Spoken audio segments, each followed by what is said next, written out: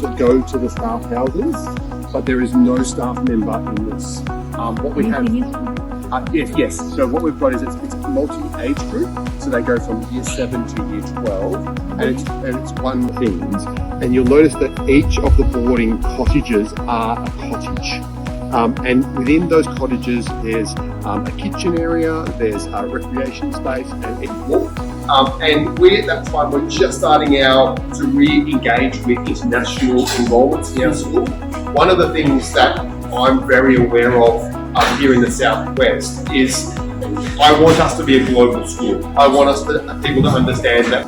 Base everything around that, but we use our ATSL standards, so that's our Australian teaching standard. Areas we do some individual planning, pathway planning for each kid in their classes, in their humanities classes. It's brilliant.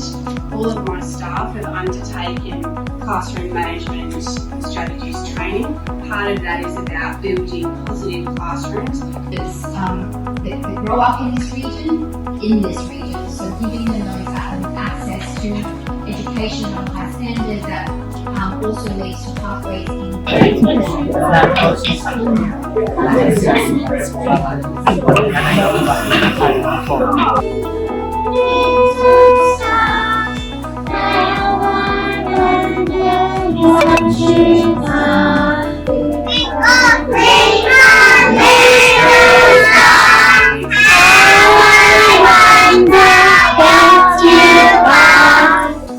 from me at my school, Dalyellup College, to BBIT Public School. Right, thank you for visiting. My name's Mathew. I'm the principal of Bunbury Cathedral Grammar School here in Australia.